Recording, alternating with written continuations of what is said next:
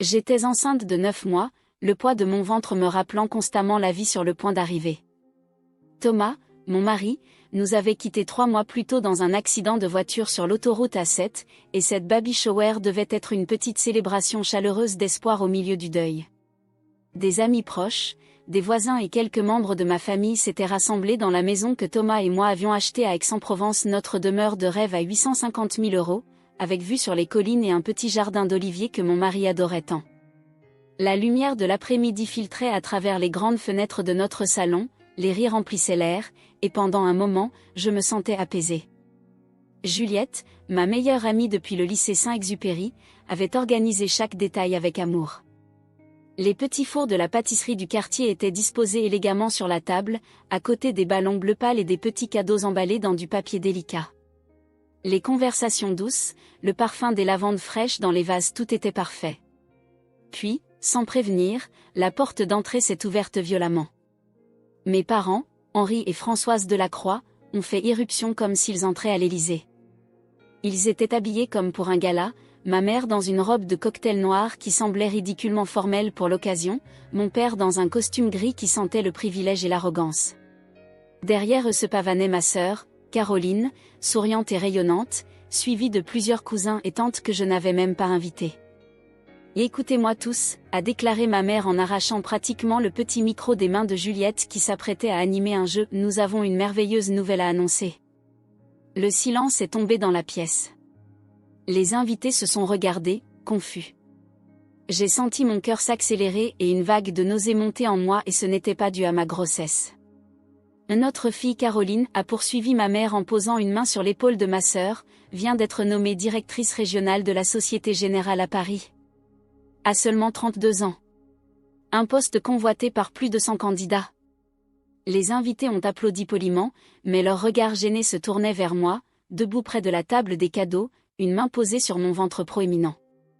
J'étais pétrifiée, incapable de réagir, alors que ma propre fête pour célébrer l'arrivée de mon enfant était détournée sous mes yeux. Nous allons célébrer comme il se doit, a déclaré mon père en faisant signe à 2 hommes qui transportaient des cartons de champagne Veuve Clicquot. Là, allez, poussez un peu ces babioles, nous avons besoin de place. D'un geste négligent, il a balayé les petits chaussons de bébé tricotés par ma voisine, Madame Laurent, une femme de 70 ans qui avait passé des semaines à les préparer. Ils sont tombés au sol, tandis que les bouteilles de champagne prenaient leur place. Papa, ai-je finalement murmuré, retrouvant ma voix. C'est ma baby shower. Pour mon bébé. S'il te plaît. Il m'a à peine regardé, occupé à déboucher une bouteille. Élise, ne sois pas égoïste. Ta sœur a une vraie raison de célébrer. Ce n'est pas comme si avoir un enfant était un exploit, n'importe qui peut le faire. Ces mots m'ont frappé comme une gifle. Juliette s'est approchée de moi, son visage reflétant mon propre choc. On devrait peut-être. Mais elle n'a pas eu le temps de finir sa phrase. Ma mère avait déjà commencé à distribuer des flûtes de champagne, tandis que mon père accrochait une banderole « Félicitations Caroline » par-dessus celle qui disait « Bienvenue petit ange ». Ma sœur se tenait au centre de la pièce, acceptant les compliments comme une reine lors de son couronnement. Les décorations pour mon bébé ont été arrachées une à une, remplacées par des affiches célébrant la réussite et la fierté familiale. Les cadeaux pour mon enfant ont été poussés dans un coin pour faire place à un gâteau commandé à la hâte chez la Durée. Ma sœur a même commencé à distribuer des cartes de visite avec son nouveau titre. Je me suis retirée dans un coin de mon propre salon, invisible, tandis que la fête que Juliette avait si soigneusement planifiée se transformait en un événement méconnaissable. Quelques invités, mal à l'aise, sont venus me voir pour s'excuser avant de partir discrètement. D'autres, notamment des collègues de mon père de la mairie, semblaient ravis de cette nouvelle orientation. C'est alors que j'ai senti la première contraction. Une douleur sourde, profonde, qui m'a fait me plier légèrement. J'ai regardé l'horloge, 15h47. Trop tôt. Beaucoup trop tôt. Le médecin avait dit 2 semaines encore. Mais mon corps semblait avoir d'autres plans. Maman, ai-je dit en m'approchant d'elle, la main sur mon ventre. Je crois que j'ai des contractions. Elle a à peine tourné la tête. Ne dramatise pas, Élise. Ce n'est pas le moment. Ta sœur va faire son discours. Une autre contraction, plus forte cette fois. J'ai agrippé le bras de ma mère. Ce n'est pas une blague. Elle a secoué son bras pour se libérer, m'adressant un regard glacial. Tu as toujours su comment attirer l'attention. Comme quand tu as épousé ce Thomas, un simple architecte sans aucune ambition. Et regarde où ça t'a mené veuve et désespérée. Je me suis figée, le souffle coupé par ces paroles cruelles autant que par la douleur physique qui montait en moi. Dans cette maison que Thomas avait partiellement conçue lui-même, entendre son nom prononcé avec tant de mépris était insupportable. Juliette est apparue à mes côtés, a vu mon visage, et a immédiatement compris. Il faut t'emmener à l'hôpital, a-t-elle murmuré. J'ai acquiescé, les larmes aux yeux, non pas de douleur mais d'humiliation. Ma propre famille avait transformé ce qui devait être un moment de joie en une démonstration de leur indifférence totale envers moi et mon enfant à naître. Pendant que ma sœur levait son verre pour porter un toast à sa brillante carrière, j'ai quitté mon propre salon, soutenue par Juliette, sous les regards indifférents de mes parents. La dernière image que j'ai emportée en franchissant la porte était celle de ma mère essuyant négligemment une larme de fierté tandis que Caroline parlait de « réussite familiale » et des héritages, des mots qui résonnaient comme une cruelle ironie alors que je partais vers l'hôpital pour donner naissance à un enfant qui, dans leur esprit, ne méritait même pas une fête. Quelques heures plus tard, les invités partis et les murs résonnant encore des acclamations pour Caroline, je me trouvais assise sur les marches de l'escalier en chaîne que Thomas avait fait installer. Ma main caressait machinalement mon ventre, tandis que les contractions s'espaçaient. Une fausse alerte, avait dit le médecin par téléphone. Des larmes silencieuses coulaient sur mes joues, laissant des traînées salées que je ne prenais même plus la peine d'essuyer. La maison était méconnaissable. Des bouteilles de champagne vides jonchaient le sol du salon, les décorations pour bébé avaient disparu, remplacées par les félicitations adressées à ma sœur. Même la photo de Thomas sur le buffet avait été retournée, comme si son souvenir n'était qu'un détail gênant dans ce nouveau récit familial. J'ai entendu des pas dans le couloir. Mes parents s'approchaient, verre de Côte-du-Rhône à la main, leurs expressions suffisantes trahissant une satisfaction malsaine. Ils avaient cette façon particulière de me regarder, comme si j'étais une expérience ratée, une déception perpétuelle. Ma mère portait toujours sa robe chic, mais avait retiré ses talons pour enfiler les pantoufles que je gardais pour les invités. Ce petit geste d'appropriation m'a fait l'effet d'une gifle. Alors, cette crise était bien théâtrale, a lancé mon père, s'adossant contre le mur. Toujours aussi doué pour le mélodrame, n'est-ce pas, Élise? Ce n'était pas un mélodrame, ai-je rétorqué faiblement. J'ai vraiment eu des contractions. Ma mère a haussé les épaules, sirotant son vin comme si nous discutions de la météo. Quoi qu'il en soit, la soirée a été un succès. Monsieur le roi de la banque était impressionné par Caroline. Il va l'introduire auprès de son cercle d'investisseurs à Paris. Je suis ravie que ma baby shower ait servi à quelque chose, ai-je murmuré avec amertume. Mon père a ri, un son sec et sans joie qui a résonné dans l'entrée. Ta baby shower. Franchement, Élise, à quoi pensais-tu? Une fête pour un bébé qui n'a même pas encore de père. Thomas est mort, papa. Il n'a pas choisi de nous quitter. Il aurait dû prévoir. Un homme responsable laisse des provisions, une sécurité. Qu'a-t-il laissé, lui? Cette maison que vous ne pouviez pas vous permettre et des dettes. Nous n'avions pas de dettes, me suis-je exclamé, me redressant malgré la fatigue.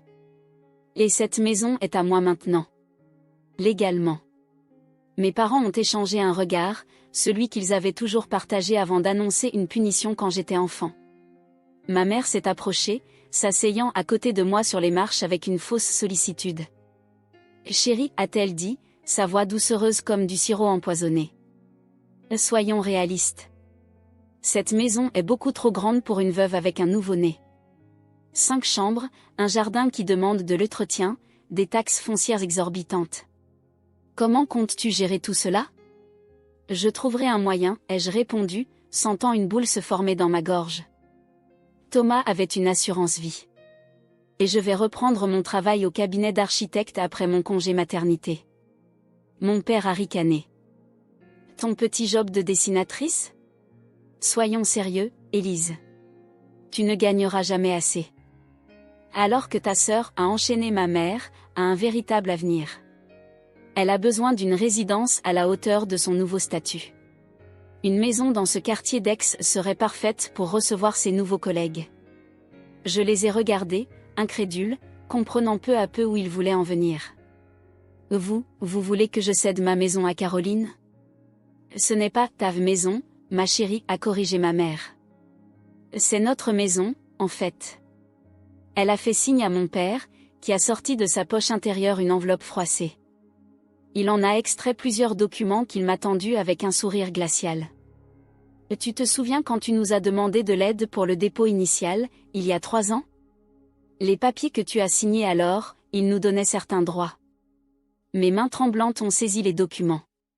Des actes notariés que je n'avais jamais vus auparavant, ma signature imitée en bas de page, une imitation convaincante, mais pas tout à fait identique à mon paraphe habituel. Les dates correspondaient à la période où Thomas et moi avions acheté la maison, mais je n'avais jamais signé ces papiers spécifiques. C'est un faux, ai-je balbutié. Je n'ai jamais signé ça. Mon père a haussé les épaules. Prouve-le. Jacques Ferrand, le notaire qui a authentifié ces documents, est un vieil ami. Il confirmera leur validité. La réalité m'a frappé comme une vague glacée. Ils avaient tout planifié. Peut-être même avant la mort de Thomas. Les connexions de mon père à la mairie, ses amis dans le système judiciaire, ils avaient utilisé leur réseau pour me voler ma maison, le dernier vestige de ma vie avec Thomas. Vous ne pouvez pas faire ça, ai-je protesté, la voix brisée. C'est illégal. Je vais porter plainte. Ma mère a posé une main sur mon genou, son alliance en diamant scintillant à la lumière du hall. Contre qui, Élise? Ton propre père, adjoint au maire? Avec quels avocats? Ceux qui jouent au golf avec lui tous les dimanches? Une nouvelle contraction m'a fait grimacer, plus forte que les précédentes. J'ai respiré profondément, tentant de calmer mon corps et mon esprit. Je refuse de partir. Cette maison est à moi, à mon bébé. Mon père a vidé son verre de vin, le posant bruyamment sur la console en marbre. Cette décision ne t'appartient pas. Caroline emménage demain. Nous avons déjà commencé à faire de la place pour ses affaires. Comme pour confirmer ses paroles, j'ai remarqué plusieurs cartons empilés dans le salon, portant l'écriture soignée de ma sœur. Et dans un coin, des sacs poubelles noirs, mes affaires, ai-je réalisé avec horreur.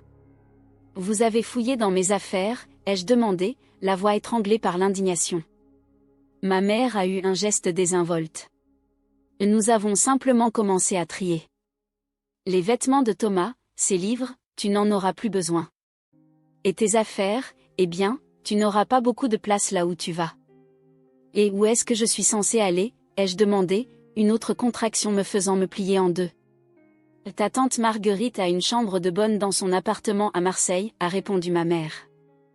Ce n'est pas idéal, bien sûr, mais c'est temporaire. Le temps que tu te réorganises. Ma tante Marguerite, une femme acariâtre qui avait toujours détesté ma mère, sa belle-sœur, et qui, par extension, me méprisait également. Une chambre de bonne sans cuisine, au 6e étage sans ascenseur. Avec un nouveau-né. J'ai regardé mes parents, cherchant une trace de compassion, un signe que tout ceci n'était qu'une blague cruelle. Mais leur visage restait impassible, déterminé. Caroline est apparue dans l'encadrement de la porte, un sourire satisfait aux lèvres. « Ne t'inquiète pas, petite sœur, a-t-elle dit. Je prendrai soin de ta maison. J'ai déjà des idées pour redécorer le bureau de ton mari. Ce sera mon dressing. » Une contraction plus violente m'a saisie, me coupant le souffle. Cette fois, j'ai senti un liquide chaud couler le long de mes jambes. Ma mère a fait un bond en arrière, horrifiée. « Mon Dieu, Élise. Pas sur le parquet. » J'ai agrippé la rampe d'escalier, le monde tournant autour de moi. Je crois que j'ai perdu les os. Parfait, a grogné mon père. Toujours le sens du timing. Caroline a disparu dans la cuisine, revenant avec une serpillière qu'elle m'a pratiquement jetée. Tiens, nettoie ça avant de partir. La douleur et l'humiliation se mêlaient en moi, créant un cocktail toxique de rage impuissante. J'ai regardé la serpillière, puis ma sœur, avant de la laisser tomber au sol. Va te faire foutre, Caroline, ai-je articulé entre deux respirations saccadées. Mon père s'est approché, son visage soudain durci par la colère. Surveille ton langage dans cette maison. Ce n'est plus ma maison, n'est-ce pas, ai-je répliqué, trouvant une force inattendue dans mon désespoir. Vous venez de me le faire comprendre. J'ai tenté de me lever, mais une nouvelle contraction m'a cloué sur place. Ma mère a soupiré d'exaspération. Pour l'amour du ciel, Élise, ne sois pas si dramatique. Appelle un taxi. Mon téléphone est dans mon sac, ai-je murmuré. Caroline a haussé les épaules. J'ai déjà emballé tes affaires. Aucune idée où il est. Mon père a consulté sa montre, visiblement agacé par cette situation qui perturbait ses plans. Nous avons un dîner avec les Dupont ce soir. Nous ne pouvons pas être en retard. D'un geste brusque, il a attrapé mon bras, me forçant à me lever. Là, allez, dehors. Appelle une ambulance si tu veux, mais pas d'ici. La douleur était maintenant continue, les contractions se succédant à un rythme alarmant. J'ai trébuché vers la porte, soutenu non pas par compassion mais par l'impatience de mon père à me voir disparaître. Sur le seuil, je me suis retournée une dernière fois vers ce qui avait été mon foyer. Ma mère ajustait déjà un nouveau cadre sur le mur, une photo de Caroline recevant un prix quelconque. Tu n'es qu'un fardeau maintenant, a sifflé mon père, me poussant doucement mais fermement vers l'extérieur. Va régler ta vie ailleurs. La porte s'est refermée derrière moi avec un claquement définitif. Debout dans l'allée, une main sur mon ventre, l'autre agrippée à la boîte aux lettres pour me soutenir, j'ai senti une contraction si violente que mes genoux ont cédé. Je me suis effondrée sur les graviers, le souffle court, les larmes brouillant ma vision. Dans la maison, j'entendais déjà le tintement des verres et les rires. Ma famille célébrait ma disparition comme ils avaient célébré l'ascension de Caroline avec du champagne et une indifférence glaciale. Je n'ai réussi à atteindre l'hôpital que de justesse. Madame Laurent, ma voisine de 70 ans qui avait tricoté les petits chaussons pour mon bébé, m'a vu effondrer sur le trottoir devant la maison. Elle sortait promener son caniche lorsqu'elle m'a aperçue, recroquevillée de douleur, les mains crispées sur mon ventre. Mon Dieu, Élise, s'est-elle exclamée, laissant tomber la laisse de son chien pour accourir vers moi. Que faites-vous dehors dans cet état ? Je n'ai pas eu la force de lui expliquer la trahison qui venait de se dérouler, la cruauté de ma famille, le vol de ma maison. Entre deux contractions, j'ai simplement balbutié, le bébé, il arrive. Sans hésiter, elle a appelé son fils Pierre qui habitait à 2 rues de là.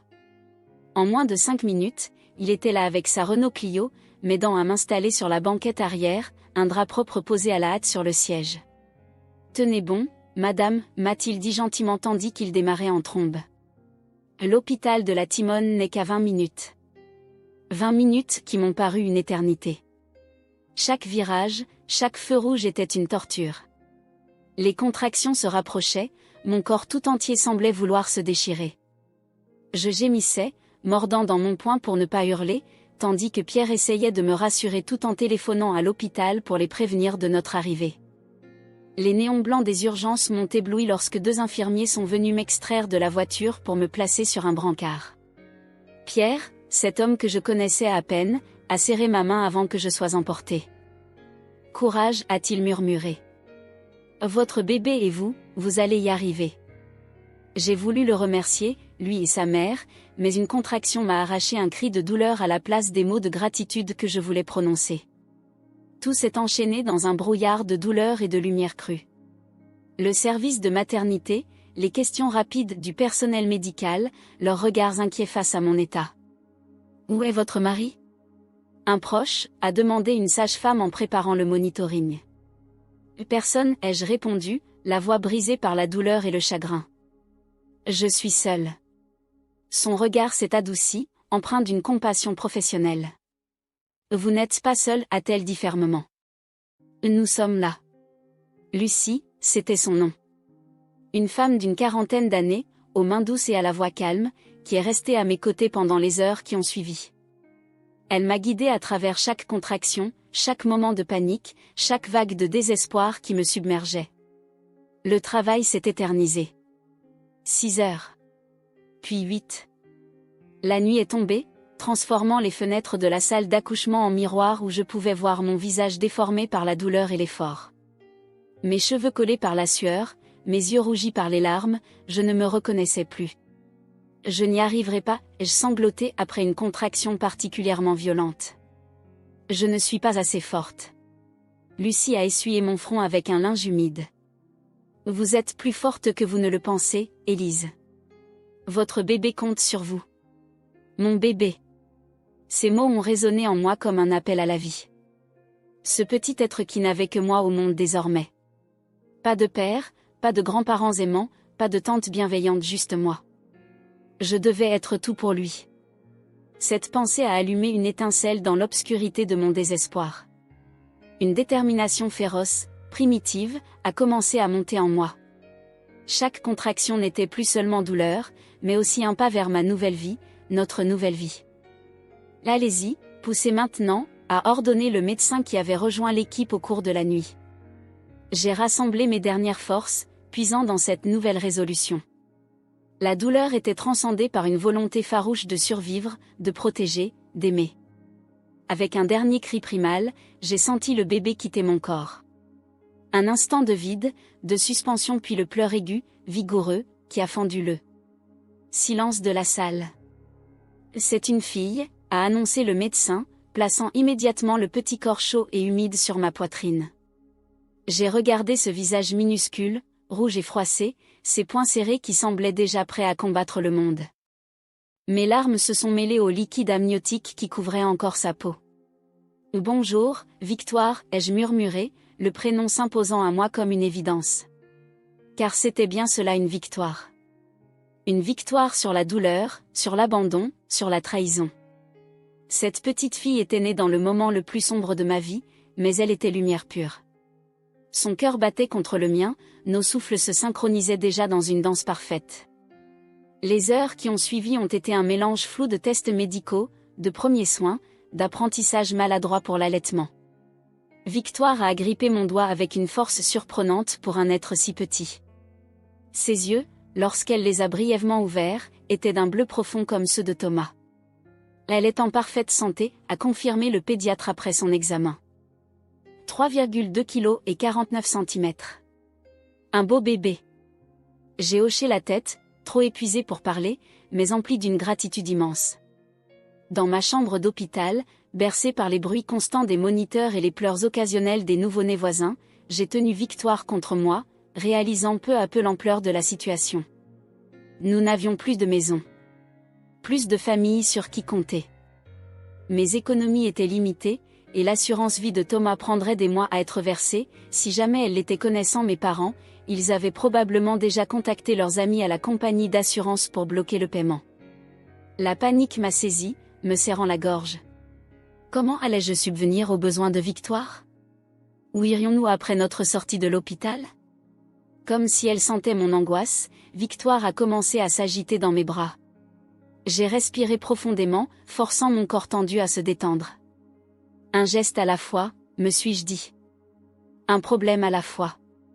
Lucie, la sage-femme, est revenue dans ma chambre au milieu de la nuit, vérifiant mes constantes et l'état de Victoire. « Comment vous sentez-vous » a-t-elle demandé doucement. « Perdu, ai-je admis, la voix rauque d'épuisement. Je ne sais pas où aller après. » Elle s'est assise au bord de mon lit, son visage empreint d'une compassion qui m'a presque fait pleurer à nouveau. Vous avez mentionné une situation familiale compliquée pendant le travail, a-t-elle dit prudemment. Il y a des services qui peuvent vous aider, vous savez. Des services? Des associations pour les mères célibataires, des foyers temporaires, et l'assistante sociale de l'hôpital peut vous orienter vers des aides d'urgence. L'idée d'un foyer, d'être catalogué comme un cas social, m'a d'abord révoltée. Moi, Élise Mercier, architecte d'intérieur diplômée de l'école des Beaux-Arts, propriétaire d'une maison à Aix-en-Provence ou du moins, je l'avais été jusqu'à aujourd'hui. Puis j'ai regardé Victoire, si vulnérable dans mes bras. Ma fierté n'avait plus d'importance. Seule sa sécurité comptait. D'accord, ai-je murmuré. Je veux bien rencontrer l'assistante sociale. Lucie a hoché la tête avec approbation. Je vais organiser ça pour demain. En attendant, essayez de dormir un peu. Les premiers jours sont épuisants. Mais le sommeil me fuyait. Tandis que Victoire dormait paisiblement dans son berceau transparent à côté de mon lit, j'ai fixé le plafond, rejouant les événements de la journée dans ma tête. La baby shower détournée, la cruauté calculée de mes parents, les documents falsifiés, mon expulsion brutale. Tout cela semblait irréel, comme un cauchemar dont je ne parvenais pas à me réveiller. Pourtant, au milieu de ce désastre, un sentiment étrange avait commencé à germer en moi. Ce n'était pas seulement de la colère ou du désespoir, c'était une détermination froide, calculée. Les battements réguliers du petit cœur de Victoire résonnaient comme un métronome, donnant le rythme à mes pensées qui s'organisaient peu à peu. Mes parents et ma sœur m'avaient sous-estimée. Ils me voyaient comme la petite Élise, toujours accommodante, toujours conciliante, celle qui cédait face à l'ambition dévorante de Caroline. Ils pensaient que je disparaîtrais simplement, que je m'effacerais avec mon bébé dans quelque existence misérable, pendant qu'ils profitaient de ma maison et poursuivaient leur ascension sociale. Ils avaient tort.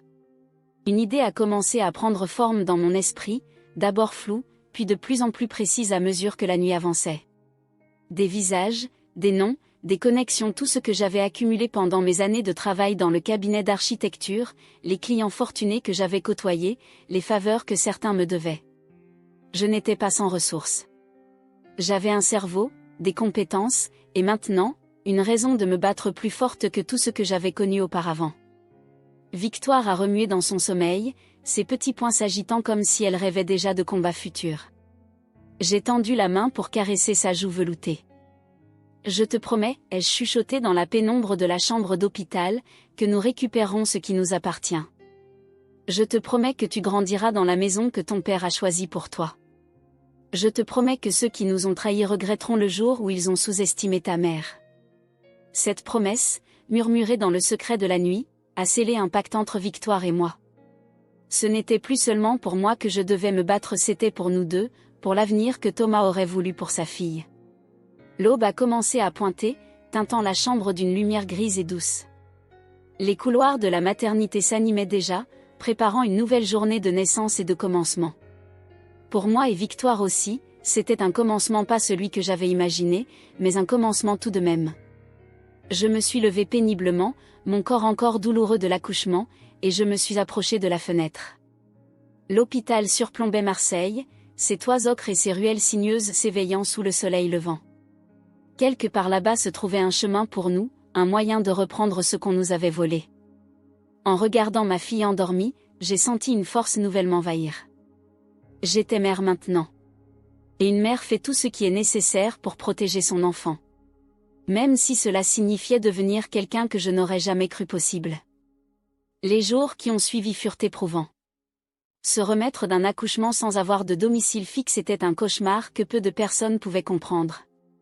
J'ai pu rester à l'hôpital plus longtemps que prévu, grâce à la bienveillance de Lucie qui avait remarqué une légère fièvre dans mon dossier, justifiant ainsi quelques jours supplémentaires sous surveillance médicale. Mais cette solution n'était que temporaire. Le 5e jour, alors que je berçais Victoire dans mes bras, l'assistante sociale, Madame Ferret, est venue me voir. C'était une femme d'une 50aine d'années, avec des lunettes à monture rouge et un air déterminé. « J'ai exploré plusieurs options pour vous », m'a-t-elle dit en consultant son dossier. « Il y a un foyer pour mères célibataires à La Ciotat qui pourrait vous accueillir temporairement. » La Ciotat. Une petite ville côtière à 1 heure de Marseille. Loin de mes repères, loin de mon ancienne vie. « Je vous remercie », ai-je répondu poliment, mais j'ai peut-être une autre solution. La veille, j'avais finalement trouvé le courage d'appeler ma cousine Marion. Nous n'étions pas particulièrement proches, ma mère avait toujours découragé cette relation, prétextant que la famille de mon oncle paternel n'était pas assez bien pour nous fréquenter. Marion vivait modestement dans un appartement à Aubagne, travaillant comme enseignante en école primaire. À ma grande surprise, elle avait immédiatement proposé de m'héberger, moi et Victoire. Marion Duval, c'est ça, a vérifié Madame Ferret, notant l'information. Et elle est d'accord pour vous accueillir combien de temps? Aussi longtemps que nécessaire, ai-je répondu, répétant les mots exacts de Marion. L'assistante sociale a hoché la tête, satisfaite mais prudente. C'est une bonne nouvelle. mais j'insiste pour que vous gardiez contact avec nos services. La situation des jeunes mères peut être complexe. Ce qu'elle ne disait pas, mais que je comprenais parfaitement, c'est qu'elle craignait une dépression postpartum, aggravée par ma situation précaire et l'abandon familial que je venais de subir. Je ne pouvais pas lui en vouloir, les statistiques ne jouaient pas en ma faveur. 2 jours plus tard, Marion est venue me chercher dans sa Citroën C3 usée. Elle avait installé un siège auto pour Victoire, un modèle d'occasion, mais parfaitement sécuritaire. En la voyant dans le hall de l'hôpital, j'ai été frappée par sa ressemblance avec mon père, en plus douce, plus authentique. Les mêmes yeux noisettes, mais sans la dureté qui caractérisait ceux de mon père. Bienvenue dans la famille des parias, a-t-elle plaisanté en m'étreignant maladroitement, faisant attention à Victoire nichée contre ma poitrine. Je crois que nous avons beaucoup à nous raconter. L'appartement de Marion était petit mais lumineux, au 3e étage d'un immeuble sans ascenseur dans un quartier ouvrier d'Aubagne. Une chambre, un salon-cuisine, une salle de bain, tout tenait dans moins de 50 mètres carrés. Elle avait réarrangé son salon pour y placer un lit pliable pour moi et un berceau d'occasion pour Victoire. Ce n'est pas le Ritz, s'est-elle excusée en me montrant notre espace. C'est parfait, ai-je répondu sincèrement, émue par tant de générosité. Les premières semaines ont été un brouillard de couches, de tétées nocturnes et de larmes, les miennes autant que celles de Victoire. Je me réveillais parfois en pleine nuit, perdue, cherchant instinctivement les murs familiers de ma chambre à Aix, avant que la réalité ne me rattrape brutalement. D'autres fois, c'étaient des cauchemars où je voyais ma mère arracher Victoire de mes bras, ou mon père brûlant les photos de Thomas devant moi. Marion était une présence discrète mais constante, m'apportant un thé quand elle m'entendait pleurer, ou prenant Victoire quelques heures pour que je puisse dormir. Elle ne posait pas de questions, attendant patiemment que je sois prête à parler. Un soir, alors que Victoire avait enfin trouvé le sommeil après une journée particulièrement difficile, j'ai tout raconté à Marion. La baby shower détournée, les documents falsifiés, mon expulsion brutale. Ces enfoirés, a-t-elle murmuré, ses doigts crispés autour de sa tasse de tisane. Je savais qu'oncle Henri était un manipulateur, mais là. Je veux récupérer ma maison, ai-je déclaré, surprenant presque moi-même par la fermeté de ma voix. Pas seulement pour moi, mais pour Victoire. C'est son héritage. Marion m'a regardé longuement, comme si elle évaluait ma détermination. Tu auras besoin d'aide. Des preuves, un bon avocat. Je sais, ai-je soupiré. Et je n'ai pas d'argent pour ça. Le lendemain matin, Marion est partie travailler plus tôt que d'habitude. Quand elle est revenue le soir, elle a posé sur la table une carte de visite. Maître Sophie Lenoir, ai-je lu à haute voix. Avocate spécialisée en droit de la famille et succession. C'était mon avocate quand j'ai divorcé, a expliqué Marion. Là, elle travaille parfois pro bono pour des cas, disons, qui la touchent particulièrement. Je lui ai parlé de ta situation. Marion, je ne peux pas accepter, elle veut juste te rencontrer, m'a coupé ma cousine. Ensuite, tu décideras. Sophie Lenoir s'est avérée être une femme d'une 40aine d'années, à l'élégance discrète et au regard perçant. Dans son bureau lumineux du centre-ville de Marseille, elle m'a écouté sans m'interrompre, prenant occasionnellement des notes sur un carnet à la couverture en cuir. Ce que vos parents ont fait est clairement illégal, a-t-elle déclaré une fois mon récit terminé. Falsification de documents, vol d'identité, expulsion illégale. La liste est longue. Mais ils ont des relations, ai-je objecté. Mon père est adjoint au maire d'Aix. Sophie a esquissé un sourire qui n'avait rien de chaleureux. Les hommes puissants tombent souvent de plus haut, Madame Mercier. La question est, êtes-vous prête pour ce qui va suivre? Ce ne sera pas facile, ni rapide. Je n'ai pas le choix, ai-je répondu simplement. On a toujours le choix, a-t-elle corrigé doucement. Vous pourriez accepter un arrangement financier, tourner la page. Non, ai-je tranché. Cette maison était notre rêve, à Thomas et moi. C'est tout ce qui reste de lui pour Victoire. Sophie a hoché la tête, visiblement satisfaite par ma réponse. Dans ce cas, commençons. J'aurai besoin de tout ce que vous pouvez me fournir, photos de la maison, preuves d'achat, correspondance avec la banque, tout. Les semaines suivantes ont été consacrées à construire notre dossier.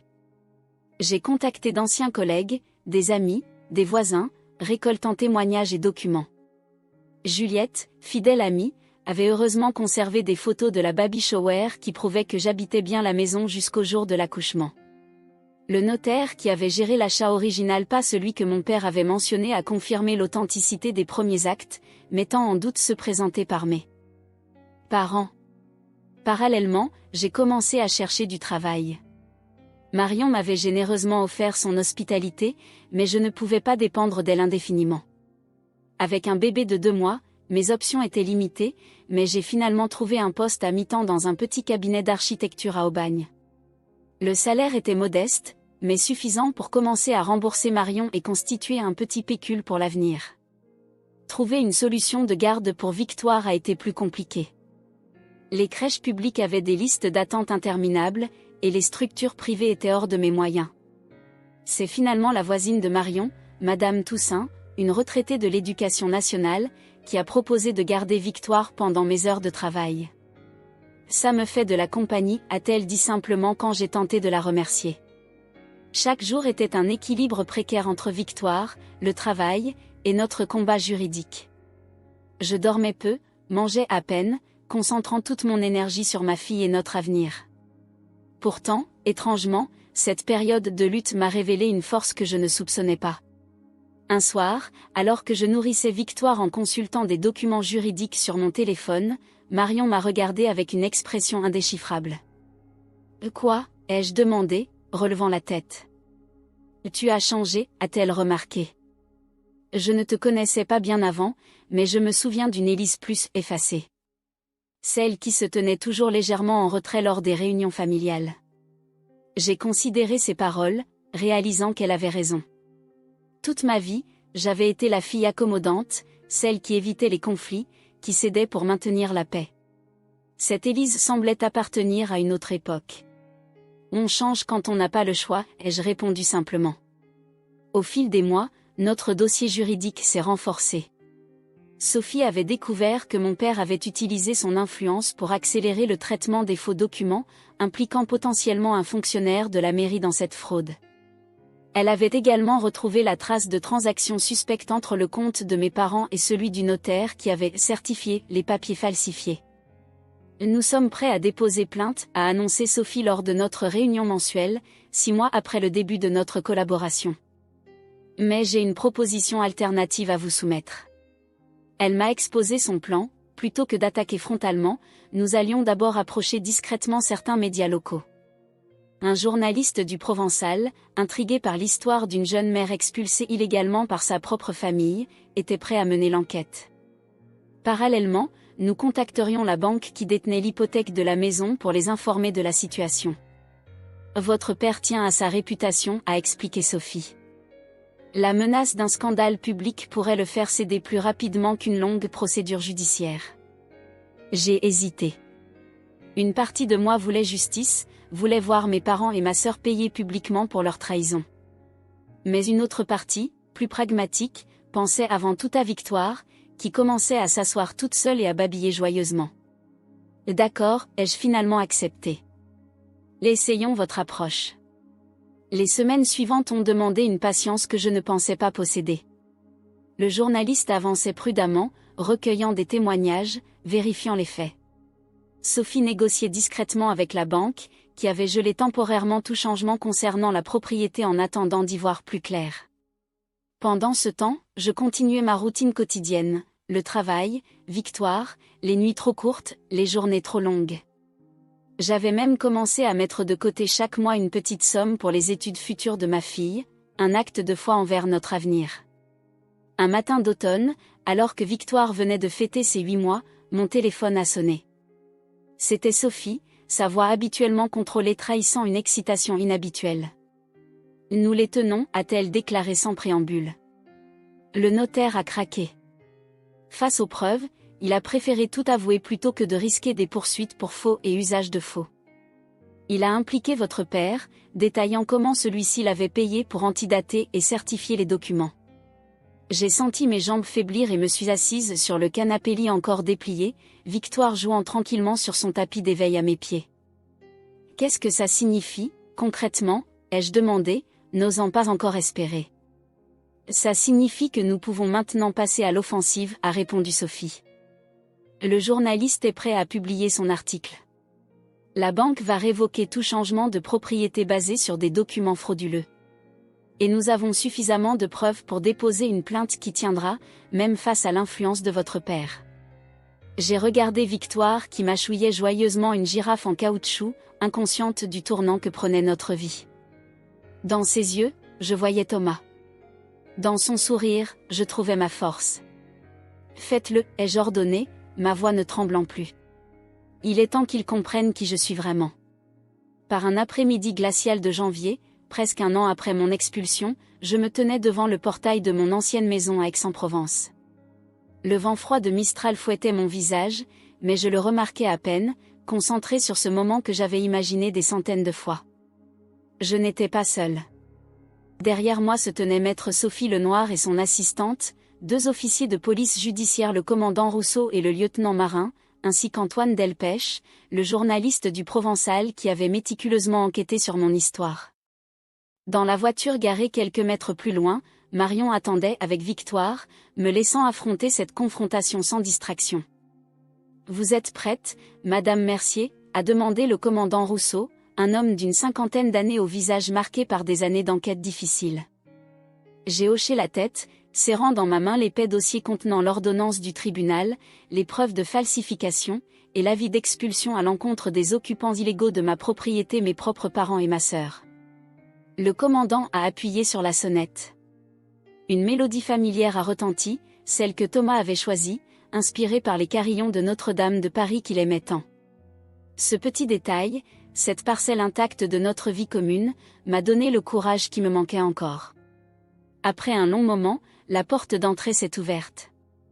Ma mère est apparue sur le seuil, vêtue d'un tailleur beige impeccable, comme si elle s'apprêtait à se rendre à l'un de ses déjeuners caritatifs. Son visage, habituellement composé pour afficher une assurance parfaite, s'est décomposé en me voyant. « Élise » a-t-elle balbutié, son regard naviguant nerveusement entre moi et les policiers. « Bonjour, maman » ai-je répondu calmement, savourant la confusion qui se lisait sur son visage. « J'espère que nous ne dérangeons pas. » Mon père est apparu derrière elle, suivi de près par Caroline. Il formait un tableau presque comique, 3 visages figés dans une expression d'incrédulité mêlée de panique naissante. « Qu'est-ce que ça signifie » a demandé mon père, tentant d'adopter le ton autoritaire qui m'avait intimidé toute ma vie, mais sa voix tremblait légèrement. Le commandant Rousseau a fait un pas en avant, son insigne bien en évidence. « Monsieur Henri Delacroix ?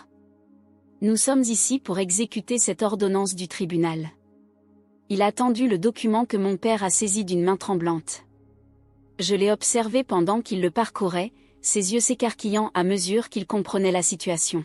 « C'est ridicule » a-t-il protesté faiblement. « Cette maison nous appartient légalement. Nous avons des papiers falsifiés » l'a coupé Sophie, s'avançant à son tour. Le notaire maître Ferrand a tout avoué, monsieur Delacroix. La corruption d'un officier public, la falsification de documents officiels, l'usage de faux. Sans parler de l'expulsion illégale d'une femme enceinte sur le point d'accoucher. Ma mère a porté une main à sa gorge, comme si elle suffoquait soudain.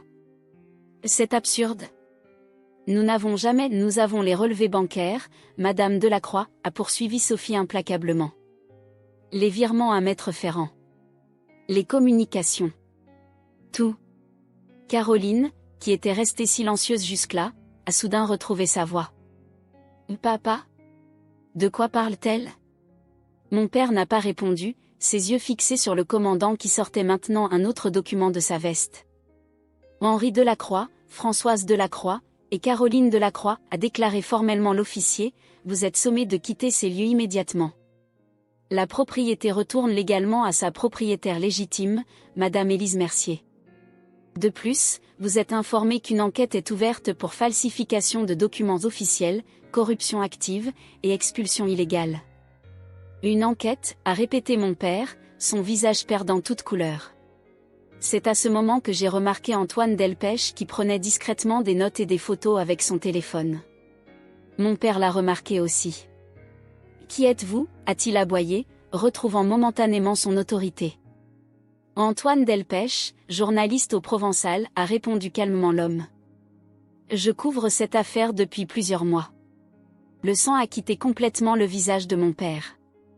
Pour un homme dont la réputation était tout, la perspective d'un scandale public était peut-être la pire des punitions. Vous n'allez pas publier ça, a-t-il déclaré, essayant de paraître menaçant mais ne réussissant qu'à sembler désespéré.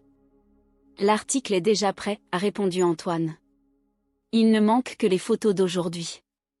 Adjoint au maire d'Aix-en-Provence impliqué dans une falsification de documents pour voler la maison de sa fille veuve et enceinte. Un titre un peu long, peut-être, mais percutant, vous ne trouvez pas? Ma mère s'est effondrée sur une chaise du hall d'entrée, son visage habituellement impeccable maintenant déformé par la panique. Caroline lançait des regards accusateurs à mon père, commençant visiblement à comprendre qu'elle avait été complice d'un acte criminel. Le commandant Rousseau a consulté sa montre. Vous avez 2 heures pour rassembler vos effets personnels essentiels. Un agent restera sur place pour s'assurer que rien appartenant à Madame Mercier ne soit emporté. Le reste de vos biens pourra être récupéré ultérieurement, sous supervision. Mon père, comprenant enfin la gravité de la situation, a tenté une dernière manœuvre. Se tournant vers moi, il a adopté une expression que je ne lui avais jamais vue, presque suppliante. « Élise, ma chérie, nous pouvons parler de tout ça en famille, non? Pas besoin d'impliquer la police, les journalistes. C'est une affaire privée. » J'ai soutenu son regard, cherchant en moi la moindre trace de pitié ou de faiblesse. Je n'en ai trouvé aucune. « Et tu m'as mise à la porte alors que j'étais en train d'accoucher, ai-je répondu, ma voix étrangement calme. Tu as volé la maison que mon mari avait choisie pour notre enfant. Tu as falsifié des documents, menti, triché. Et maintenant, tu voudrais que je fasse preuve de compassion? » J'ai fait un pas vers lui, savourant pour la première fois de ma vie la peur que je lisais dans ses yeux. « Tu m'as dit que j'étais un fardeau, ai-je continué. Que je devais aller régler ma vie ailleurs. Eh bien, c'est ce que j'ai fait. Je l'ai réglé. Et maintenant, c'est ton tour de partir. » Le lieutenant marin s'est éclairci la gorge. « Si vous préférez ne pas assister à cela, Madame Mercier, nous pouvons gérer la suite. » J'ai considéré son offre. Une partie de moi voulait rester, voir mes parents et ma sœur emporter leurs affaires dans des sacs, comme ils m'avaient forcé à le faire 1 an plus tôt. Mais une autre partie, peut-être plus sage, savait que ce moment n'était qu'une étape, pas une fin en soi. « Merci, lieutenant. Je reviendrai dans 2 heures. » J'ai jeté un dernier regard à ma famille. Je vais chercher ma fille. Il est temps qu'elle découvre sa maison. En sortant, j'ai entendu ma mère éclater en sanglots et Caroline commencer à crier sur mon père. Leurs voix se sont estompées tandis que je marchais vers la voiture où Marion attendait avec Victoire. Ma cousine a baissé la vitre, son visage inquiet. « Alors ? » « C'est fini, ai-je répondu simplement. Ils ont 2 heures pour partir. » Marion a hoché la tête gravement, puis a désigné l'arrière de la voiture où Victoire, maintenant âgée d'1 an, dormait paisiblement dans son siège auto. Elle a été sage comme une image. Elle sent peut-être que c'est un grand jour. J'ai souri, touché par cette pensée. Allons prendre un café quelque part. Je ne veux pas être là pendant qu'ils vivent ce que j'ai vécu. Nous avons trouvé un petit café sur le cours Mirabeau, cette artère élégante bordée de platanes centenaires qui traversait Aix. Assise en terrasse malgré le froid, protégée par les chauffages extérieurs, nous avons observé les passants tandis que Victoire s'éveillait doucement. « À quoi penses-tu » a demandé Marion après un long silence. J'ai réfléchi, cherchant à mettre des mots sur le tourbillon d'émotions qui m'habitait. Je pense à Thomas. À ce qu'il dirait s'il était là.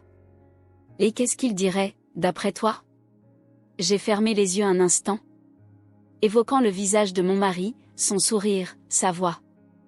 Ne les laisse pas te définir, ai-je murmuré, citant une phrase qu'il m'avait souvent répétée lorsque je revenais bouleversée d'un dîner familial. Et tu es plus que ce qu'ils voient en toi. Victoire a gazouillé, attirant notre attention. Ses yeux, si semblables à ceux de son père, brillaient de curiosité et d'innocence. Elle ne saura jamais rien de tout ça, ai-je décidé à voix haute. Elle ne saura pas que ses grands-parents l'ont rejeté avant même sa naissance. Qu'ils ont tenté de lui voler son héritage. Elle ne portera pas ce fardeau. Marion a posé sa main sur la mienne. Tu es sûre? La vérité finit toujours par se savoir. Pas la vérité entière, ai-je répondu. Elle saura que ses grands-parents n'étaient pas des gens bien, que nous sommes en rupture de contact. Mais les détails sordides? Non. Je ne lui infligerai pas ça. 2 heures plus tard, nous sommes revenus à la maison. Une camionnette de police était garée devant, mais la Mercedes de mon père avait disparu. Le commandant Rousseau nous attendait à l'entrée, son visage professionnel mais compatissant. Ils sont partis, a-t-il confirmé. Nous avons dressé un inventaire de ce qu'ils ont emporté. Si vous constatez des manques, n'hésitez pas à nous contacter. Il m'a tendu un trousseau de clés, mes clés, celles que Thomas et moi avions fait faire lorsque nous avions emménagé. Je les ai prises, leur poids familier dans ma main me procurant un sentiment étrange, comme si je fermais enfin une boucle. Merci pour tout, ai-je dit sincèrement au commandant et à son équipe. Une fois seuls, Marion, Victoire et moi sommes restés un moment sur le seuil, comme hésitant à franchir cette dernière étape. Tu veux que je reste, a proposé Marion. J'ai secoué la tête. Non. C'est quelque chose que nous devons faire seuls, Victoire et moi. Ma cousine a compris. Après une étreinte chaleureuse, elle est partie, me promettant de revenir le lendemain avec quelques affaires essentielles que nous avions laissées chez elle. Tenant Victoire dans mes bras, j'ai inséré la clé dans la serrure et ouvert la porte de notre maison. L'odeur m'a frappé immédiatement, un mélange du parfum de ma mère et d'autres senteurs que je ne reconnaissais pas. Ce n'était plus l'odeur de notre foyer, celui que Thomas et moi avions créé. J'ai fait quelques pas dans le hall, regardant autour de moi. Les changements étaient nombreux, nouveaux papiers peints, meubles réarrangés, photos de famille où Caroline occupait une place centrale. De Thomas, de notre vie ensemble, il ne restait presque rien de visible. Victoire a tendu sa petite main vers un vase posé sur la console, ses yeux grands ouverts d'émerveillement. Oui, ma chérie, ai-je murmuré. C'est notre maison maintenant. Et nous allons la faire nôtre à nouveau. Alors que le soleil commençait à décliner, teintant les murs de nuances dorées, j'ai monté lentement l'escalier menant aux chambres, Victoire toujours dans mes bras. La chambre principale avait été entièrement redécorée dans les tons préférés de ma mère, crème et doré, opulent et froid. J'ai ouvert la fenêtre, laissant l'air frais chasser les derniers vestiges de leur présence. Puis, presque par instinct, je me suis dirigée vers le placard du fond, celui qui avait un double fond que Thomas avait installé pour y cacher ses cadeaux de Noël. Le mécanisme était toujours là, intact. J'ai appuyé au bon endroit, entendu le déclic familier, et le panneau a glissé, révélant un espace étroit mais suffisant pour ce que Thomas y avait caché. Une boîte. Simple, en bois de noyer, avec nos initiales gravées sur le dessus. Je l'ai sortie délicatement, la posant sur le lit. Victoire, intriguée, a tendu ses petites mains vers elle. Là, attends, mon cœur, ai-je murmuré, ouvrant lentement le couvercle. À l'intérieur se trouvaient nos trésors, les lettres que Thomas m'avait écrites pendant nos années d'études, quand il était parti en stage à Barcelone, l'alliance de sa grand-mère qu'il comptait me donner pour notre 10e anniversaire de mariage, des photos de nous, jeunes et insouciants, et, tout au fond, une enveloppe que je n'avais jamais vue. Les mains tremblantes, je l'ai ouverte. C'était une lettre de Thomas, datée de quelques jours avant son accident. Ma chère Élise, commençait-elle. Si tu lis ceci, c'est que quelque chose m'est arrivé. J'ai plaqué une main sur ma bouche, les larmes coulant librement. C'était comme entendre sa voix à nouveau, après tout ce temps. Comme s'il avait su, d'une certaine façon, qu'il devait me laisser ces mots. Victoire a posé sa petite main sur mon visage, ses yeux reflétant une inquiétude innocente. J'ai essuyé mes larmes, lui offrant un sourire rassurant. C'est ton papa, lui ai-je expliqué doucement. Il nous a laissé un message. J'ai replié soigneusement la lettre, décidant de la lire entièrement plus tard, quand je serai prête. Pour l'instant, ce simple contact avec lui, cette preuve que son amour avait survécu dans ses mots cachés, me suffisait. Nous sommes redescendus au salon, Victoire dans mes bras, la boîte précieusement calée sous mon autre bras. La maison semblait moins hostile maintenant, comme si elle reconnaissait notre retour et se réjouissait avec nous. Nous sommes chez nous, ai-je murmuré, autant pour Victoire que pour moi-même. Et cette fois, Personne ne nous en chassera. Dehors, les premières étoiles apparaissaient dans le ciel d'hiver. Une nouvelle nuit commençait, mais pour la première fois depuis longtemps, ce n'était pas une nuit de désespoir ou d'incertitude. C'était le début d'un nouveau chapitre, celui que nous écririons ensemble, Victoire et moi, dans les murs qui nous avaient attendus tout ce temps. Je me tenais à nouveau dans le salon où ma baby shower avait été ruinée, mais cette fois, c'était vraiment le mien légalement et moralement. La maison semblait différente maintenant, plus légère, plus libre, comme si elle aussi avait attendu que justice soit rendue. Je serrais Victoire contre moi, désormais une petite fille de presque 2 ans qui trottinait partout dans ses petites chaussettes roses, et j'ai ressenti une vague de fierté si intense qu'elle m'a presque étourdie. 3 mois s'étaient écoulés depuis notre retour à Aix. 3 mois consacrés à effacer les traces de l'occupation de ma famille et à reconstruire notre foyer. J'avais repeint les murs dans des teintes douces inspirées des paysages provençaux que Thomas aimait tant. J'avais remplacé les meubles froids et ostentatoires choisis par ma mère par des pièces plus chaleureuses, plus authentiques.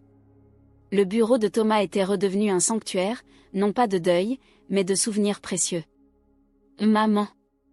Maman, appelait Victoire, tenant fièrement un dessin.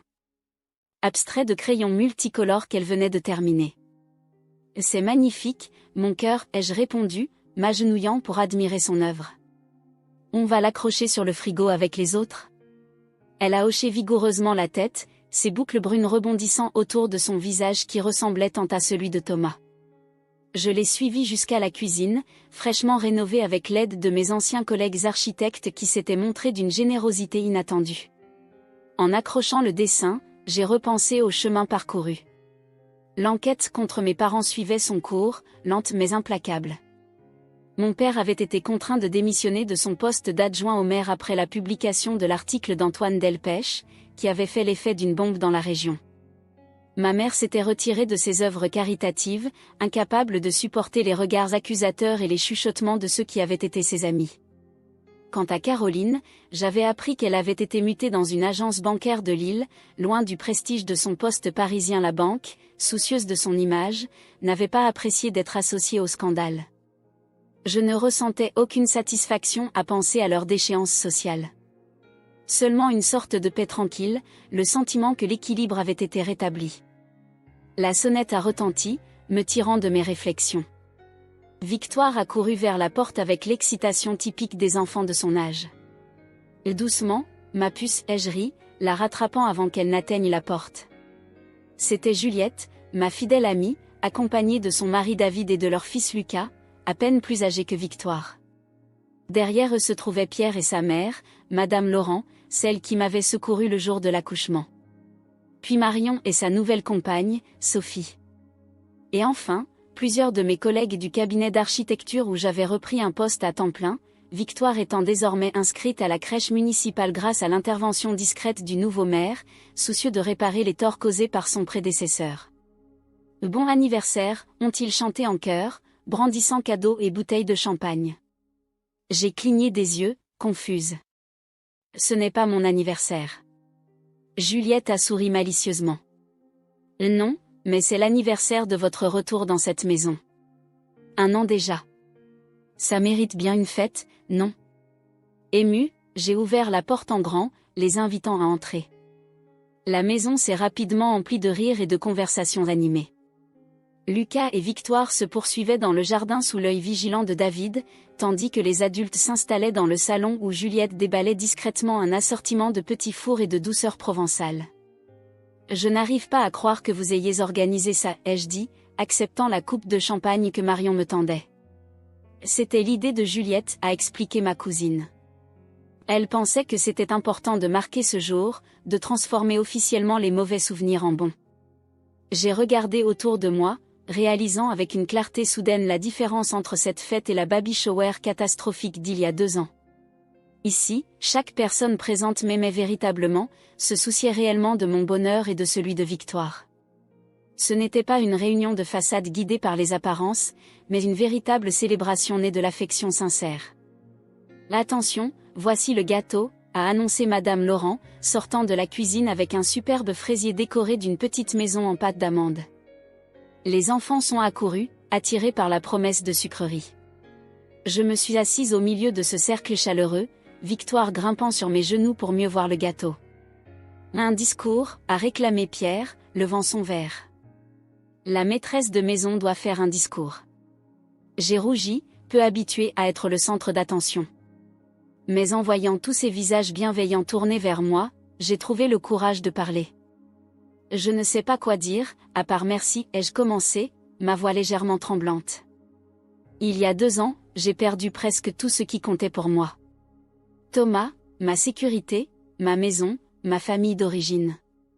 Je pensais que ma vie était finie. J'ai caressé les cheveux de Victoire qui jouait distraitement avec le collier que je portais, l'alliance de la grand-mère de Thomas, que j'avais fait monter en pendentif. Mais aujourd'hui, je réalise que la vie m'a donné bien plus que ce qu'elle m'a pris. Elle m'a donné Victoire, bien sûr, le plus beau des cadeaux. Mais elle m'a aussi donné chacun d'entre vous une vraie famille, choisie et non imposée. Des murmures d'approbation et quelques yeux humides ont accompagné mes paroles. Cette maison n'est pas juste un bâtiment que j'ai récupéré, ai-je poursuivi. C'est le symbole de ce que nous pouvons accomplir quand nous refusons de nous laisser abattre, quand nous nous entourons des bonnes personnes. Alors oui, célébrons ce jour, mais célébrons surtout l'amitié, la solidarité, et la force que nous trouvons parfois dans les moments les plus sombres. J'ai levé mon verre. Là à vous tous. À la famille que nous choisissons. Les verres se sont entrechoqués, les sourires ont illuminé les visages. Victoire, sentant l'émotion du moment, a applaudi joyeusement, déclenchant les rires autour d'elle. La soirée s'est poursuivie dans cette atmosphère de joie tranquille. Après le gâteau, nous sommes sortis dans le jardin pour profiter des dernières lueurs du jour. Les enfants couraient après les lucioles qui commençaient à apparaître, leur rire cristallin se mêlant au chant des cigales.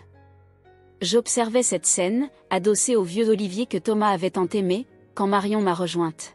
« À quoi penses-tu » a-t-elle demandé doucement. « Là à la vie. À ces étranges détours, ai-je répondu.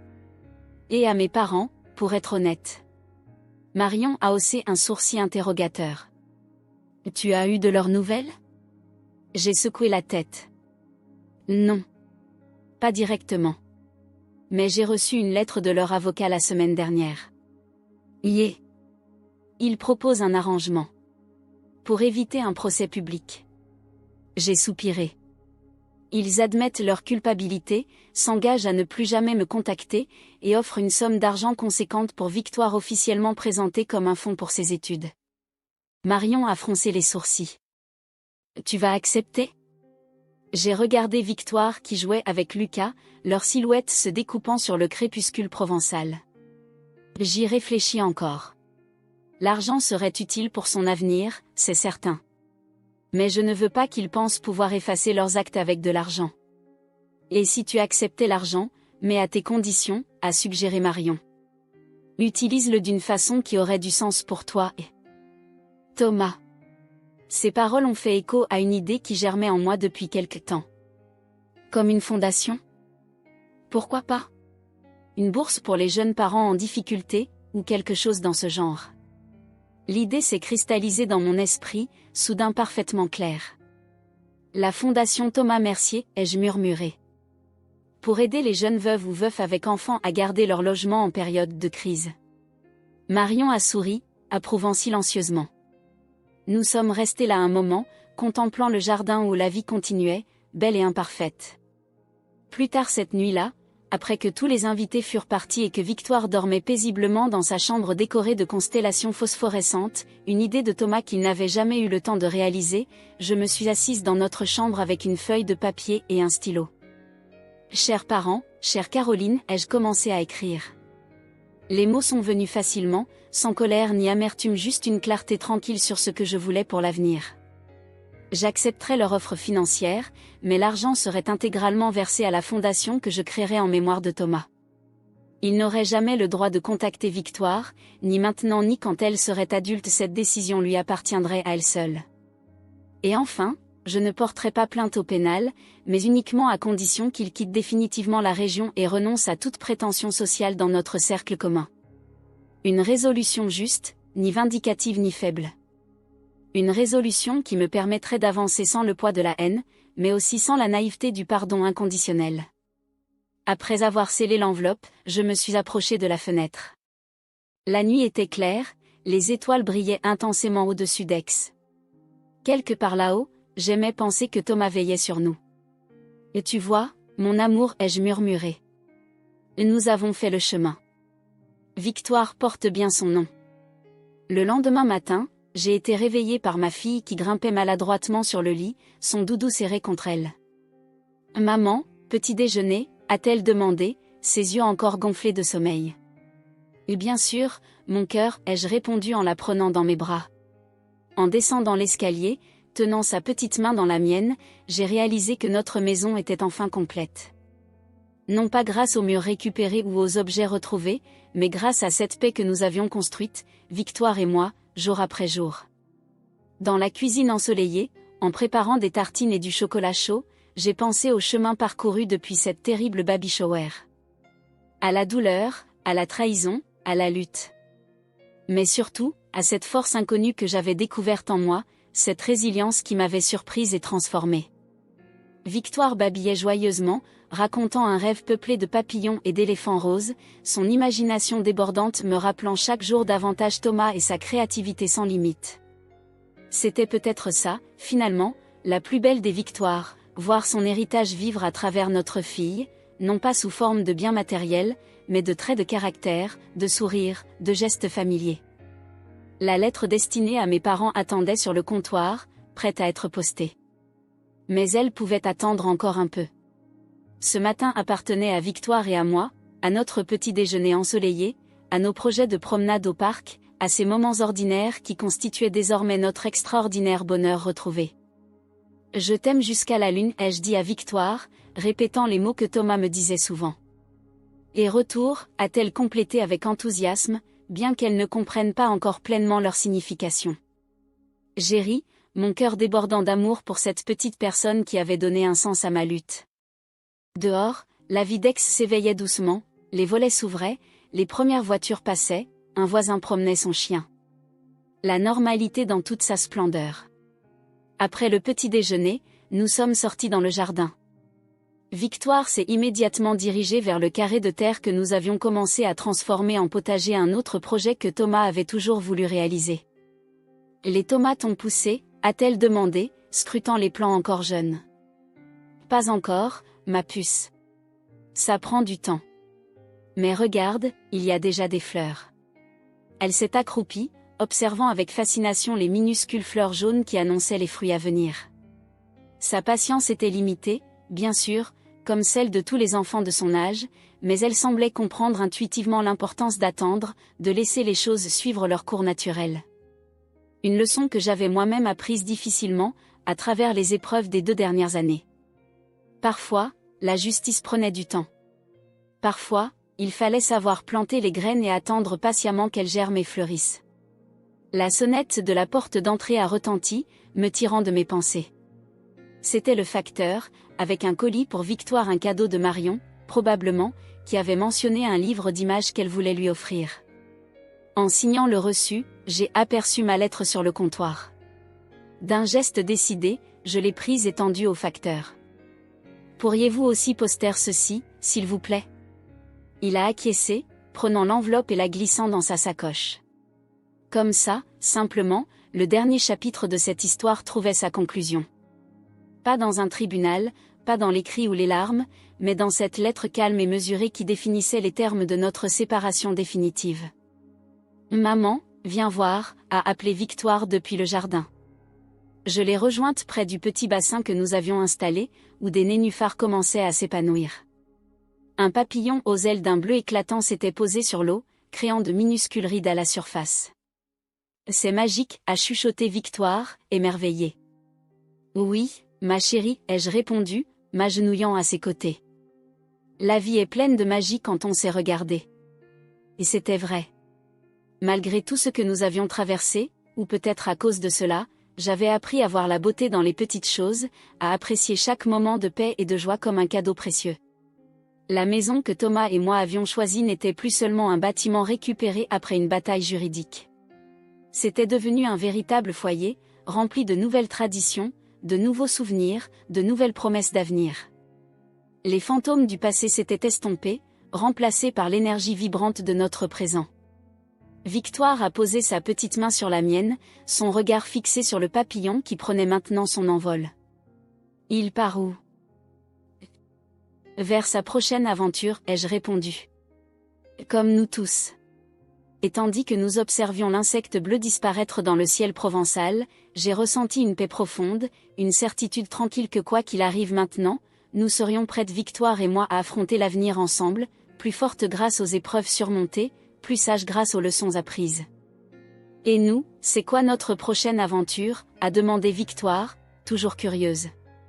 J'ai souri, embrassant son front. Je ne sais pas encore, ma chérie. Et c'est ça qui est merveilleux, tu ne trouves pas?